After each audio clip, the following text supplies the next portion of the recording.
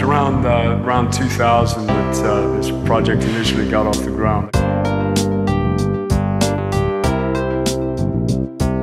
I got a phone call from Dr. Edward Harris, and he's the director of the Maritime Museum. So he called me up and he said, "Hi Graham, we've got a potential project for you up at Commissioner's House. Why don't you come take a look?" I had been up to Commissioner's House for probably at least a decade. You know, I just thought of rusting anchors and cannonballs. I came up here, I was blown away because they'd done such a great job of restoring this building. So he took me down all these corridors and opened this door. And I walked into this room, and it's just this huge expanse of white wall, probably about 1,000 square feet. And he said, "We want you to paint the history of Bermuda." For any artist, it's a pretty daunting task, but also a chance of 1 in a million. The first thing I did was I went away and got a hold of every book on Bermuda history that I could. And so I plowed through all those, took about, kind of sped read for about a month. This whole mural would have been totally impossible without the internet.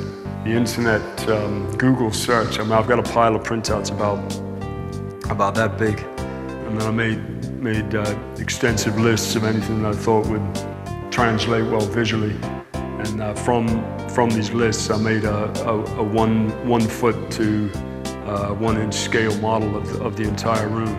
Came back up here and gave the model to Dr. Harris, and he said, "All right, we'll start the fundraising and get the ball rolling on this project." And so I waited for a month, waited for 6 months, waited for a year, 2 years, 3 years, and then 5 years later, in probably about the middle of 2005, I got a call from Ed, and he said, "All right, Graham, you can start." It was a little scary at first because it's such a huge project, but as the entire room was white, I needed to know exactly where everything started and finished. So I basically covered all the walls in 1 foot squares, so by that, all in pencil. I knew that a realistic style wouldn't work because you couldn't get a smooth transition from one scene to the next. So I had to maintain a flow, especially because it drops from 8 feet down to 20 feet. So I used the trees and the waterways and the pathways to kind of take your eye from one scene to the next. Probably one of my favorite scenes is the bathysphere. I was in my comfort zone. I like painting fish and underwater scenes, whereas the rest of the mural I was, you know, painting things I don't normally paint. On the whole, it was a real learning experience. Bermuda's history is such a small place. It's got such an extensive history, and as I read, I said, "Oh, I got to put this in. I can't miss this out." And before I knew it, it kind of snowballed.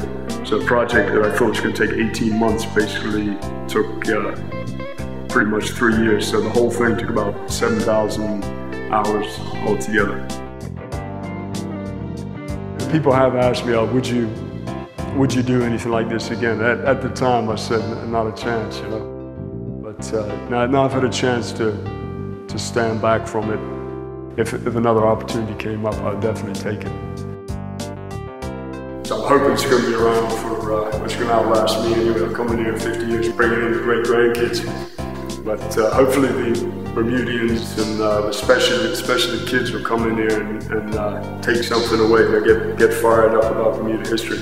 So hopefully it'll be somewhat of a renaissance and an interest in Bermuda history.